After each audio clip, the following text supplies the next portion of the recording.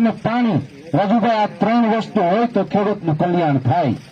હવે ખેડ છે આપણે બધાના હાથમાં છે, આપણે ખેડૂત છે, આપણે ખેડ કરીએ, પણ ખાતર ને પાણી એ આ સરકારે એના હાથમાં લીધા, અને હાથમાં તો લીધા પણ આપણા હાથમાં ક્યારે આવવા ન દીધા. જવાન જય જવાન. આજે આ વંગરી ડેમના પટાંગણમાં આપણે બધા મળ્યા છીએ. જે કઈ આપણા વિસ્તારના ખેડૂતોની જે સમસ્યા છે, આ સમસ્યાનું સમાધાન આવે એ માટે થઈને આપણે બધા એકઠા થયા છે.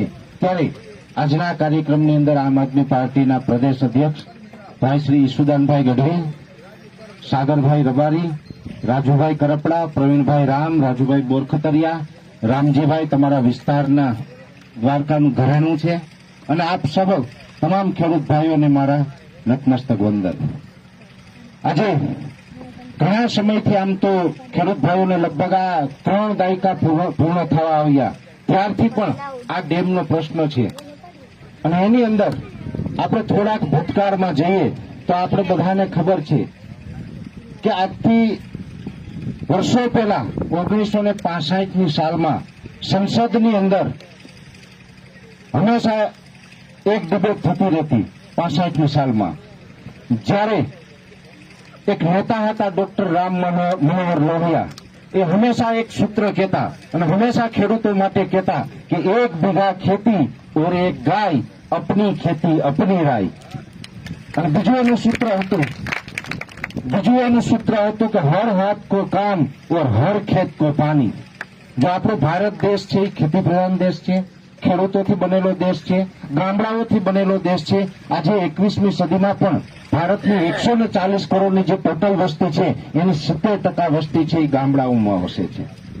એટલે ખાસ જો સાચા અર્થમાં ભારતનો વિકાસ કરવો હોય ત્યારે આપણે ગામડાઓ તરફ જવું પડશે. આજે આપણા ગામડાઓ છે એ હજી પણ વિકાસથી ઘણા બધા હજારો કોષ દૂર છે. આપણે ખેડૂતની ભાષામાં કહીએ તો એક કહેવત છે કે ખેડૂતનો વિકાસ ક્યારે થાય, ખેડૂત ક્યારે સદ્ધર બને, તો કે 3 વસ્તુ ખેડૂત પાસે જોઈએ: ખેડ, ખાતર ને પાણી. ખેડ, ખાતર ને પાણી, રાજુભાઈ, આ 3 વસ્તુ હોય તો ખેડૂતનું કલ્યાણ થાય. હવે ખેડ છે આપણે બધાના હાથમાં છે, આપણે ખેડૂત છે, આપણે ખેડ કરીએ, પણ ખાતર ને પાણી એ આ સરકારે એના હાથમાં લીધા, અને હાથમાં તો લીધા પણ આપણા હાથમાં ક્યારે આવવા ન દીધા. ખાતર લેવા જાય ત્યારે સમયે ખાતર ન મળે. પાણીની સિંચાઈ યોજનાની વાત હોય ત્યારે આ વંગડી જેવા રાજ્યની અંદર અનેક ડેમો છે કે આજ દિવસ સુધી હજી આ પાણીની રાહ જોઈ રહ્યા છે કે ક્યારે આ કાંઠિયાનું કામ પૂર્ણ થાય, ક્યારે નદીઓમાં પૂર આવે અને ક્યારે આ ડેમોની અંદર પાણી ભરાય અને ક્યારે તમામ ખેડૂત ભાઈઓને સિંચાઈનું પાણી મળે ને ખેડૂતનું કલ્યાણ થાય. આ માટે થઈને આવા અનેક ડેમો રાહ જોઈ રહ્યા છે. અને આપણે પણ બધા 3 દાયકાથી ક્યાંક આશા અપેક્ષાઓ રાખી રહ્યા છે, પણ મને એવું લાગે છે કે હવે આ આપણે જે અપેક્ષાઓ તે આશા હતી એ ખોટી જગ્યાએ હતી. આ ડેમ જે તે સમયે આનું ખાતમુહૂર્ત થયું, આ ડેમને બનવાની જયારે શરૂઆત થઈ ત્યારે જે બાળકનો જન્મ થયો હશે ને એની ઘરે પણ અટાણે છોકરા રમે છે. છતાં પણ જો આ કામ પૂર્ણ ન થતું હોય તો હવે આમાં બહુ લાંબો સમય વિશ્વાસ રાખવા જેવું મને લાગતું નથી. આનો એક જ વિકલ્પ છે કે બધા સાથે મળીએ. સંઘે શક્તિ કલિયુગે આપણે જે કહેવાય છે ને, કળિયુગની અંદર બધા જે એકતા હશે તો એકતાની તાકાત છે, અને આ એકતાની તાકાત થકી હવે આપણે બધાએ ક્યાંય જાગવાની જરૂર છે, ઉભું થવાની જરૂર છે. અને તમારા બધાએ તો ખાસ ગૌરવ લેવા જેવી બાબત છે.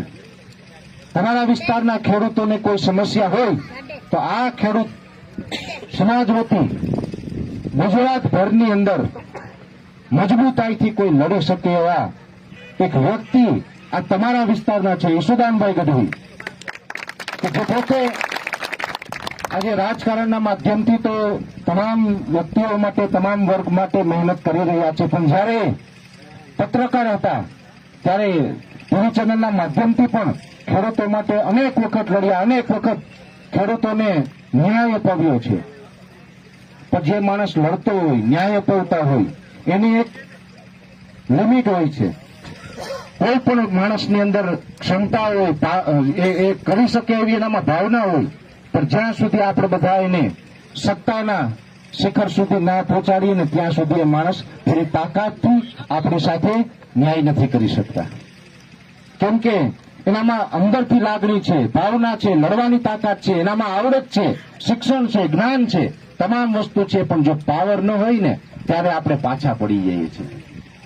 એટલે હું તો તમને બધાને એ વિનંતી કરવા આવ્યો છું કે આપણે બધા જે ગુજરાતની અંદર 58 લાખ ખેડૂત પરિવાર છે, બધાનું જો કલ્યાણ કરવું હોય ને તો બધાની નજર અત્યારે જામખંભાળિયા ઉપર છે કે આવનારા સમયમાં જામખંભાળિયા વિસ્તાર છે એ સુદાનભાઈ જેવા વ્યક્તિને અહીંથી ચૂંટીને વિધાનસભામાં મોકલશે ને તો ચોક્કસથી આ ગુજરાતના તમામ ખેડૂતોનું ક્યાંક ભલું થશે, હિત થશે. એટલે હવે ભૂલ થાય, ઠીક છે, આપણે એક વખત ભૂલ થાય, બે વખત ભૂલ થાય, ક્યાંક આપણે અંધારામાં રહી જઈએ, ક્યાંક આળસમાં રહી જઈએ, પણ 27 ની અંદર આપણે ક્યાંય અંધારામાં કે આળસમાં રહ્યા વગર અહીંથી એક એવા મજબૂત વ્યક્તિને ચૂંટીને મોકલવાના જેના માધ્યમથી સમગ્ર ગુજરાતનું ભલું થઈ શકે. અને અત્યારે આ જે કાઢિયાનો પ્રશ્ન છે એના માટે ગુજરાતભરના તમામ યુવા નેતાઓ, રાજુભાઈ હોય, પ્રવીણભાઈ હોય, સાગરભાઈ હોય, તમામ જે એકઠા થયા છે, આ તમામ વતી હું આપને એક ખાતરી એ પણ આપું છું કે જ્યાં સુધી આ વિસ્તારના ખેડૂતોને આ કાઢિયાનો પ્રશ્ન સોલ્વ ન થાય, આ વિસ્તારના જે ખેડૂતોની જે જમીન આમાં ડૂબમાં ગઈ હોય એને પૂર્ણ વળતર મળે અને એને ન્યાય ન મળે ત્યાં સુધી આ સમગ્ર ટીમ છે આપણા તમામ ખેડૂત વતી લડતા રહેશે. વંદે માતરમ. ભારત માતા કી જય.